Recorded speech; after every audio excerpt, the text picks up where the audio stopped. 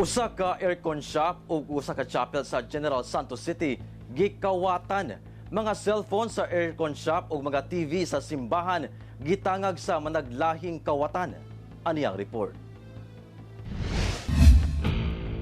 Sa CCTV, makita kining lalaki nga naka-brown og t-shirt nga nagapaniid sa gawas sa usa ka aircon shop sa Bulaong Street, Barangay Tadyangas North, General Santos City, pasado alas 5 Martes sa hapon. Taod-taod bisulod kini sa glass door. Naniid kini og miduol sa usa ka desk nga dunay cellphone nga naka-charge. Pasimple kining naglingi-lingi og gikuha ang cellphone dayon migawas. Apan sa diyang anaa pa kini sa gawas, nasugatan kini sa miabot nga mga empleyado sa maong aircon shop nga sakay sa motorsiklo o gikan sa tindahan. Wala ra nila gitagad ang suspect apan diyang misulod na sila sa shop.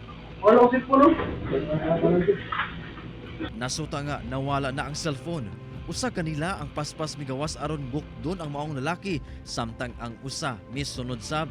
Matud sa tag-iya sa maong shop, daw misangput sa patintero ang pagbawi sa cellphone atol sa ginukdanay. Maayo na lang kay dunay tambay nga nakakita og mitabang kini kanila ug nabawi ra ang cellphone. May nakakitang isang tambay na nakakilala sa kanya kasi kasama pala nila sa jail.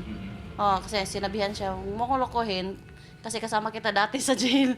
Kasi sinabi niya wala daw siyang kinuha pero tinapon na pala niya sa may bulaklak na mga paso. Yun, nakuha nila ang cellphone ulit. Yung tambay ang sumuntok dito sa tagiliran pero yung tao ko, takot siyang kasi baka balikan siya. Pero nagpa-blatter na kami, sir. Dugang sab sa tag-iya nga atol sa pagsulod sa mong kawatan, anasab sa sulod sa CR ang usa ka staff niini og wala nakabantay.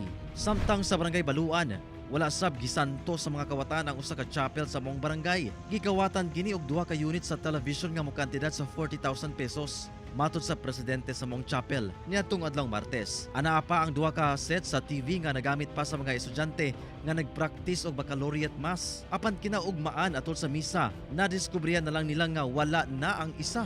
Dunasay mga steel matting nga giguba nga posibleng gagian sa mga kawatan. Gumikan niini, namalit og gamit ang tagdumala sa mong chapel aron i-secure ang usa pa ka TV nga nabilin. Apan pagbalik nila, nawala na sab kini. Gireport na nila sa PNP ang insidente.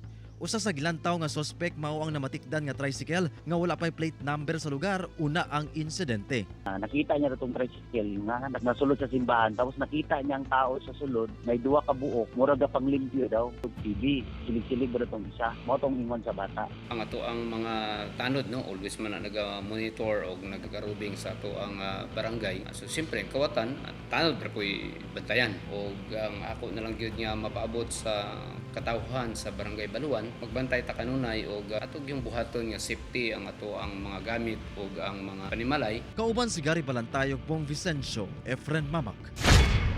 1 Mindanao.